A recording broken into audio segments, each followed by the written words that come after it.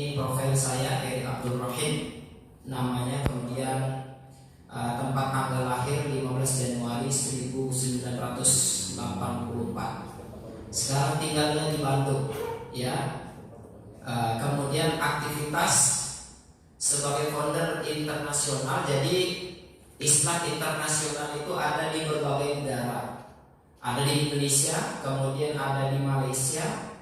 Di Malaysia hampir seluruh Malaysia.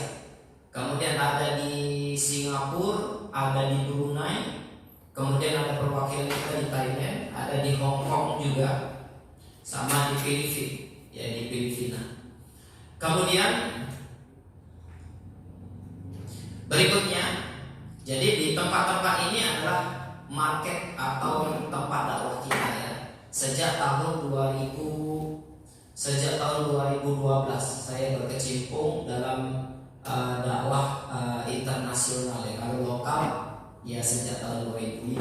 Kalau dari pesantren sudah memang dakwah, ya. Kalau Sumatera Utara itu saya sudah keliling dari mulai Aceh, dari mulai Molabu, kemudian Aceh Jaya, kemudian Aceh Besar, ada Aceh, kemudian ke Aceh Timur, Aceh Tamiang, kemudian Medan itu seluruh Medan itu saya sudah keliling, ya, karena dulu saya tinggal di Medan dan aktivitas dakwahnya memang di sana dan kita aktif untuk keliling.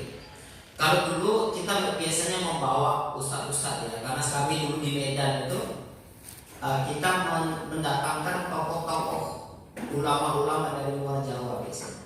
Saya mau mulai dakwah dulu seperti itu. Jadi kita panggil misalkan ustadz ulama-ulama dari Jawa, kemudian dari Jakarta, kemudian kami undang, atau mungkin kenal Ustadz Muhammad dan Aceh. Kemudian itu setiap 2 bulan sekali kami undang. Kemudian saya aktif di media, jadi saya rekam video beliau, ya. Kemudian saya upload di YouTube. Jadi video pertama antum tanya sama Zulkifli, video pertama antum saya yang upload, yang upload saya. Video pertama Ustaz Muhammad Zulkifli itu yang upload saya. Kemudian viral dan ditengok sama orang Malaysia. Ini nanti antum bisa melihat bagaimana jaringan dakwah itu, sehingga kemudian saya bisa internasional, bukan hanya di Indonesia, ya. Jaringan kita hampir seluruh di berbagai negara.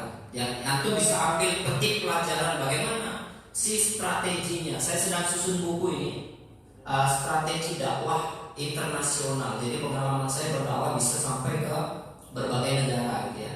Jadi ini salah satunya runutnya. Jadi bukan tiba-tiba saya yang tamat pesantren nggak ngapa-ngapain tiba-tiba diundang keluar, itu nggak mungkin.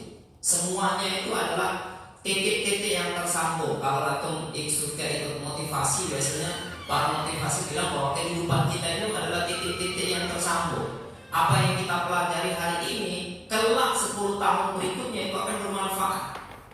Saya masih ingat sekali apa-apa yang dulu saya pelajari ketika saya di pesantren. Itu sekarang baru merasakan manfaatnya itu apa, ya gitu, ya. Jadi apa yang antum pelajarin itu pasti nanti satu hari ada gunanya. Sama siapa antum bertemu, ya, kalau antum pertemuannya itu karena Allah, pasti satu saat nanti akan ada sesuatu hikmah yang besar di dalamnya. Salah satunya pertemuan saya dengan Ustaz Muhammad Zulkifli, ya. Seperti itu. Karena saya memang sangat aktif sekali. Antum bisa tanya sama istri saya berapa hari saya di rumah kalau dulu. Memang jarang sekali. Di rumah itu hanya Senin, Selasa, Rabu, Kamis berdakwah. Kamis dakwah, Jumat, Sabtu, Ahad tuh sama Ustaz Zulkifli. Dan bukan hanya Ustaz Zulkifli, ya, ada banyak ustaz-ustaz yang kita undang dari Sumatera, ya. Kemudian kami keliling, dan itu jadwalnya memang seperti itu. Saya di rumah itu hanya kalau full Selasa, Rabu aja. Senin baru pulang, Senin pagi, ya istirahat lah, tidur, gitu, ya. Kemudian ngantar ustadznya biasanya ke Jawa. Jadi apa yang kita lakukan itu sebetulnya tindakan kita. Ternyata Allah melihat kita. Masya Allah, setelah saya upload videonya Ustaz Muhammad Zulkifli itu dilihat sama teman-teman yang di Malaysia, kemudian mereka menghubungi. Kalau ketika mereka menghubungi karena yang upload adalah saya di channel saya, maka saya Ustadz bisa nggak Ustadz ini Zulkifli ini dibawa ke Malaysia? Ini sejarahnya. Ya, kita berbicara sejarah dulu, nanti rukyah ini gampang, antum sudah bisa rukyah semua. Sudah bisa rukyah semua karena wajah-wajahnya wajah-wajah rukyah semua. Masya Allah. Jadi saya nggak perlu menggarapin laut gitu ya, nggak perlu ngajarin antum rukyah karena antum sudah bisa rukyah. Tapi saya pengen memberitahukan antum satu hal yang mungkin antum tidak akan dapatkan di tempat lain, yaitu pengalaman saya pribadi. Karena pengalaman saya pribadi nggak mungkin orang menceritakan, harus saya menceritakan, dan itu yang paling penting untuk antum, sehingga kemudian nanti antum kan dididik menjadi dai. Untuk bagaimana antum menjadi dai yang bukan hanya dai kampung saja. Kalau antum ketemu saya kemudian cita-cita antum bagaimana antum mengembangkan dakwah di kampung, ya nggak perlu ketemu saya. Karena saya bukan dai kampung, saya dai yang sebetulnya Allah kasih amanah lebih besar. Nah, seperti itu. Jadi saya berharap nanti setelah ketemu dengan saya, pikiran antum itu, fokus antum bukan lagi bagaimana membesarkan dakwah antum di kampung, bagaimana membesarkan dakwah antum di kota antum, tapi kalau bisa mendampingi saya nanti sesekali keluar. Nah, teman-teman Islam itu, ya walaupun ya gitu-gitu, tapi mereka sudah saya bawa itu ke Malaysia, ada yang dibawa ke Singapura, ada yang dibawa ke Brunei untuk berdakwah mendampingi saya. Setidaknya mereka punya cerita, kan? Oh, di sana seperti ini kerasukannya, di sana seperti ini, pengalaman yang berbeda. Karena setiap negara itu punya karakter yang berbeda-beda ya. Antum nggak mungkin ketemu kalau cuma di sini saja ya.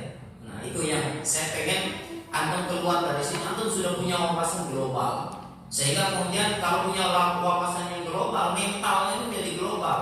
Bukan hanya kampung lagi, bukan lagi kota. Kapanpun antum saya minta, ayo temanin saya ke Brunei, siap gitu ya. Nah, seperti itu teman-teman sekalian. Jadi singkat cerita, ketika saya dipanggil, bisa nggak Ustadz ini diundang? Berapa bayarannya? Saya waktu itu nggak pernah tahu kalau dakwah itu dibayar gitu ya. Karena kita dakwah itu cari uang sendiri, kemudian dakwah sendiri, ongkos sendiri, dulunya gitu ya. Ini ditanya sama Malaysia, mau bayarannya berapa? Saya nggak tahu. Saya berapa? Nah, akhirnya dia bilang, oke, kalau gitu kami tetapkan kebiasaan kami. Ya, sekali berangkat ke sini untuk satu kali tempat kami bayar 6 juta. Itu tahun 2012. Jadi saya terkejut, banyak sekali gitu. Jadi tambah semangat gitu. Walaupun bukan itu, karena selama ini kita nggak dibayar. Kita nggak dibayar, purmen tidak dibayar. Sekali berangkat bisa nanti satu kali ngisi training itu dibayar 6 juta Ustaz. Kemudian biaya tiket, semua penginapan, semuanya didinasikan. Kemudian nanti kalau misalkan ada pengisian di tempat-tempat yang lain, maka itu berbeda. Maka saya bilang, oke, saya setuju. Ditetapkanlah waktu, dan kemudian sampai di sana, alhamdulillah, karena memang Ustaz Zulkifli luar biasa gitu ya. Jadi kalau dia ngisi di masjid ini, kemudian pindah ke masjid ini, yang masjid sini semuanya datang ke sini. Nanti pindah ke masjid mana lagi, semua yang terkumpul sini datang lagi. Jadi semakin kemana masjid mana-mana full semuanya. Jadi akhirnya mereka antusias dan mengundang kami per 2 bulan. Setiap 2 bulan, tahun 2012 itu, setiap 2 bulan saya diundang ke Malaysia untuk isi training. Nah, qadarullah, ya sudah hampir 1 tahun berjalan. Adalah orang-orang yang gak suka. Namanya dakwahnya dakwah tauhid, dakwah tentang kebenaran. Dan di sana itu memang di Malaysia dia ya Syafi'iyahnya itu kental sekali, nggak boleh main-main gitu ya. Kalau kamu zikir gak kunut, ya jangan masuk ke Malaysia kan gitu. Ya seperti itu. Nah, Ustaz Zulkifli kan tidak. Dia ya ala kita gitu ya. Kemudian akhirnya ada fitnah, difitnah dengan bahasa Wahabi. Akhirnya kemudian Ustaz Zulkifli di-blacklist dari Malaysia, nggak boleh masuk Malaysia. Ya, nggak boleh masuk Malaysia. Kemudian saya tetap kontak sama beberapa orang yang ada di sana. Memang sudah akrab kan. Setiap 2 bulan sekali ketemu, tidur satu kamar gitu. Gimana nggak akrab? Dia jadi macam sahabat kan, makan itu sulang-sulangan. Ya. Kemudian saya bilang, ya sudah, kita sekarang nggak bisa lagi dakwah tauhid, nggak bisa lagi dakwah tentang akhir zaman. Kita rubah dakwahnya menjadi dakwah ruqyah. Gimana kalau kita buat training ruqyah di sana? Nah, kemudian mereka bilang ruqyah itu apa? Gitu ya. Ruqyah seperti saya kan, kalau di sana kalau ada yang kerasukan saya ruqyah, karena waktu di sana Ustaz Zulkifli itu kalau ruqyah saya lebih senior dari Ustaz Zulkifli. Nah, jadi teknik-tekniknya saya mengajarkan. Jadi beliau merekomendasikan siapa di sini ada gangguan jin, kerasukan, ada yang kena air gitu, bla bla bla bla bla. Ruqyah sama Ustaz Eri. Jadi saya kerjanya di sana ruqyah. Gitu. Akhirnya saya bilang, saya ajarkan gimana metode ruqyah saya kepada antum. Akhirnya mereka bilang oke, kalau gitu kita buat. Akhirnya dibuatlah di Sabah saat itu. Di Sabah ada nama kota di situ namanya Kinabalu, itu kota besarnya. Kalau di sini misalkan ibu kotanya di Sabah itu namanya Kinabalu, dibuatlah di sana. Panitianya, manajer saya di sana seorang profesor namanya Profesor Syafi'i ya, dulu doktor masih. Dokter dia dosen di salah satu universitas terbesar di Sabah. Ya, University Malaysia Sabah, itu luasnya hampir 10.000 hektar. Jadi kemudian diundangnya saya, dan kemudian yang ikut ternyata kalangan akademisi, profesor, doktor ini ikut. Ketika saya jelaskan tentang ruqyah syariah, metode pengobatan ruqyah syariah, hatinya terbuka, jatuh cinta sama ruqyah. Akhirnya menjadwalkan saya rutin setiap bulan sekali ke Malaysia. Dari situlah bermula, ya dari situlah bermula sehingga kemudian akhirnya saat ini Islam Internasional punya cabang di seluruh Malaysia. Tidak ada kota di Malaysia yang kecuali kita ada di sana.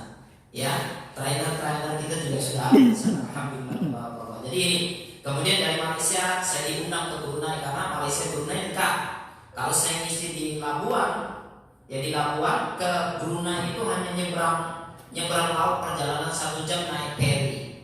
Ya, naik ferry ke sana, kemudian berdakwah di Singapura.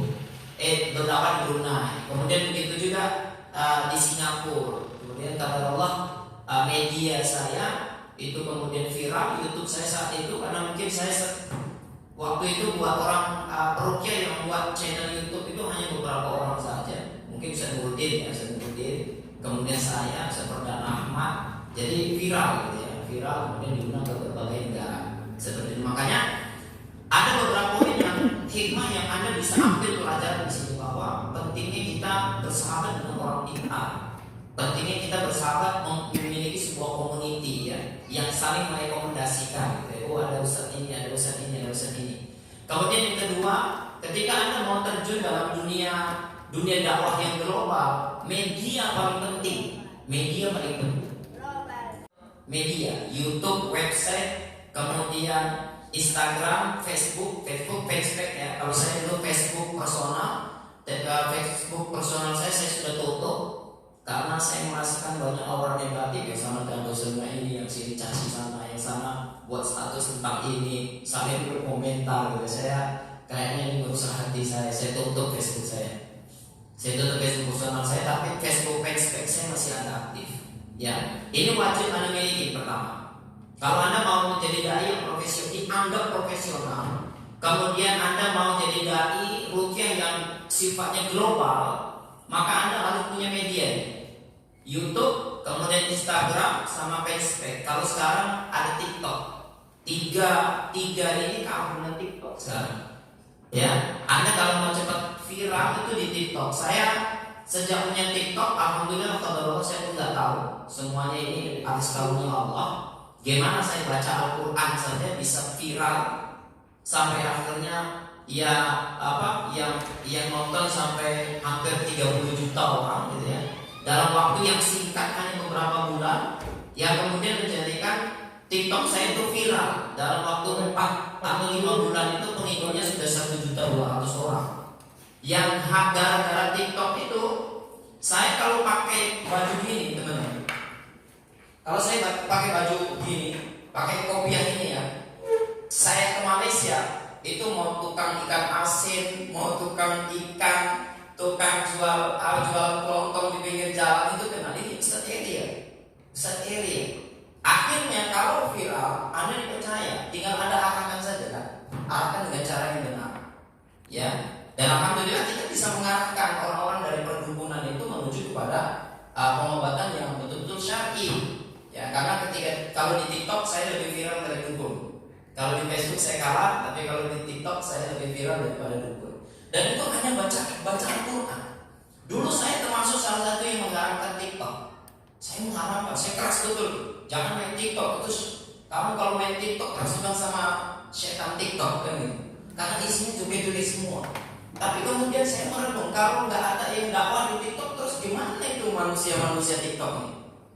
Akhirnya kemudian saya buka TikTok, saya download, saya tengok memang isinya setan semua. Saya tutup lagi, saya hapus lagi, kemudian ya terpanggil lagi untuk saya buat lagi gitu ya, kemudian saya coba share pengalaman saya, ciri-ciri orang kena sihir, ciri-ciri suami disihir ya. Ternyata kalau saya bilang ciri-ciri istri disihir orang nggak viral. Ya ternyata TikTok ini isinya mama semua. Isinya mama semua. Ya sudah, kalau isinya mama kita hantam mama. Jadi ceritanya tentang lelaki semua. Lelaki, ciri-ciri laki-laki disihir. Awas suami Anda nanti disihir sama wanita lain. Itu viral semua. Bagaimana mengatasinya? Ayatnya yang harus dibaca apa supaya suami itu selalu jatuh cinta sama istri? Nah, itu viral terus. Sehingga kemudian akhirnya dalam waktu 4-5 bulan saja itu followersnya sudah jutaan. Ya, kalau yang nonton itu lebih dari 30 juta. Ya, mungkin teman-teman Turki ada yang coba-coba TikTok, tapi saya lihat paling maksimal sekitar 30.000 aja pengikutnya. Saya Masya Allah terlalu. Dan ini semuanya atas karunia Allah. Kalau kita logika manusia nggak mungkin kita baca ayat Al-Quran itu bisa viral, itu nggak mungkin. Yang bisa viral adalah musik-musik itu. Musik-musik orang joget-joget memang algoritmanya di TikTok mengharuskan seperti itu.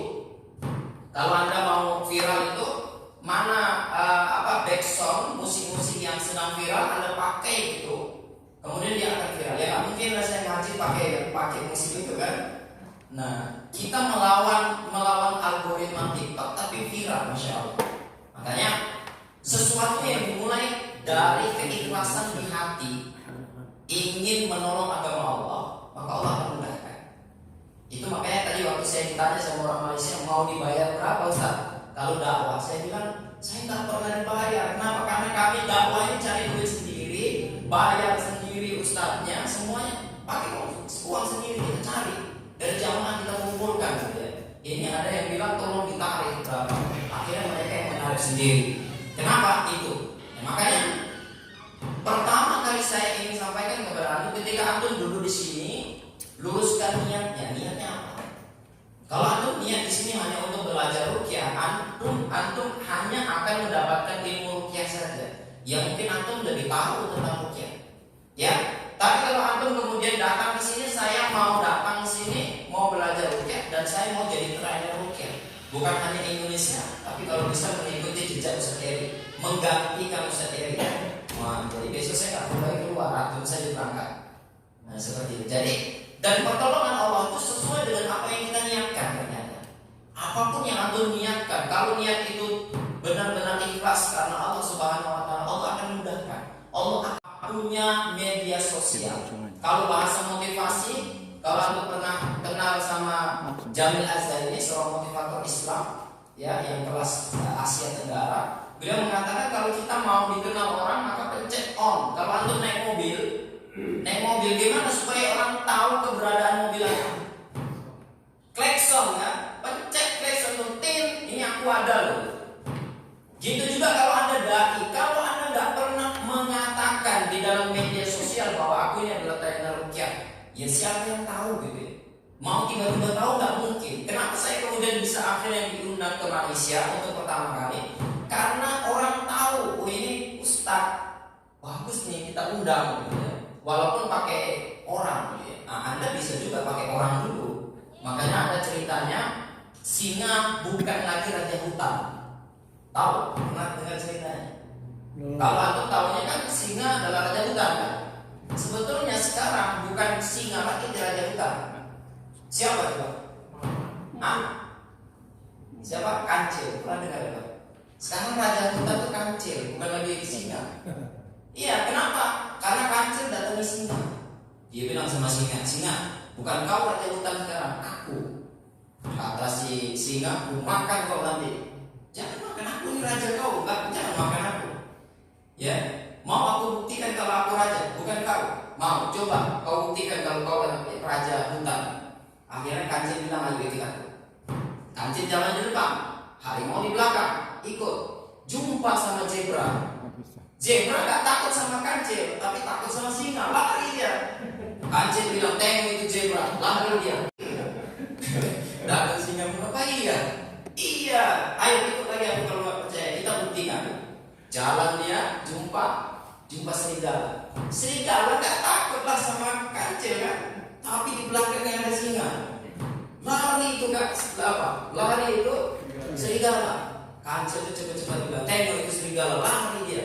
Karena serigala sudah tahu aku raja, bukan kau lagi. Ya, singa pun sudah mulai percaya. Kayaknya betul ini percaya. Ya udah, sekali lagi aku buktikan sama kau kalau aku raja hutan bukan kau lagi. Ya, jalan, jumpa sama beruang. Beruang lihat kancil gak takut, tapi lihat singa takut, lari dia. Tengok itu beruang aja itu besar, lari tengok aku. Karena beruang pun tahu kalau aku raja hutan bukan kau lagi. Akhirnya singa pun mengaku, ya udah kalau gitu kau raja hutan, aku akan jadi pengawalmu. Nah, itu keyakinan harus kita mantapkan di dalam hati. Paham ya teman-teman? Dan inilah ternyata yang dilakukan oleh Rasulullah SAW. Berikutnya doa yang dibacakan di akhir. Jadi Rasulullah pernah mencontohkannya ketika Rasulullah digigit sama kalajengking, kemudian Rasulullah SAW membacakan Qul ya ayyuhal kafirun, kemudian Qul a'udzu birabbil falaq, Qul a'udzu birabbin nas, kemudian membasuhkan bekas gigitan binatang berbisa tersebut dengan air yang sudah dibacakan, air dicampur garam dan sudah dibacakan dengan 3 ayat ini, dan sembuh dengan izin Allah Subhanahu wa taala. Jadi membuat air ruqyah itu adalah sebuah keharusan dalam ruqyah. Ya, dalam ruqyah. Begitu juga meruqyah herbal. Antum kalau jual herbal, kemudian antum konsumsikan sama pasien, antum bacakan dulu ayat-ayat ruqyah syariah. Dan itu menjadi alat media wasilah kesembuhan insyaallah. Ya, berikutnya berbekam. Ini juga salah satu yang selalu dilakukan oleh Rasulullah SAW untuk selalu berbekam. Ya. Kemudian berikutnya mengkonsumsi herbal. Herbal ini itu banyak sekali rekomendasinya ya. Ibnu Qayyim al-Jauziyah mengatakan pengobatan itu ada 3. Pengobatan itu ada 3. Yang pertama membacakan Al-Quran. Kalau membacakan Al-Quran berarti doa ya, ayat-ayat ruqyah. Yang kedua adalah mengkonsumsi herbal. Yang ketiga adalah menggabungkan keduanya, herbal yang dibacakan dengan ayat-ayat ruqyah syariah. Jadi ini merupakan salah satu formula terbaik juga dalam melakukan pengobatan. Saya ruqyah ini sejak tahun 2004, jadi sekitar 19 tahun pengalaman saya dalam dunia ruqyah. Dulu bermula di Aceh. Ya, ketika tsunami Aceh 2004 akhir itu, saya diutus ke Aceh, kemudian di Aceh selama 6 bulan, dan saya menghadapi orang-orang yang, masya Allah, antum tidak akan temukan orang-orang seperti korban-korban tsunami Aceh hari ini. Antum tidak akan temukan di mana. Itu luar biasa tsunami Aceh itu. Saya dari Medan naik travel, jadi L300 itu ke Aceh. Itu kan dari pinggir laut. Itu luar biasa pemandangannya, bagusnya, cantiknya pemandangan Aceh itu luar biasa karena lautnya laut barat ya, jernih dan karangnya bagus, kemudian pasirnya putih gitu. Dan sepanjang jalan itu dari pinggir laut. Kemudian masuk sampai ke Aceh. Masuk Aceh di perbatasan itu udah seperti masuk ke neraka jahanam. Hitam semua, hitam. Pohon-pohon itu hitam semua. Labu itu masjid agungnya. Kemudian imam masjidnya saya ajak sholat, saya ajak tidur di situ.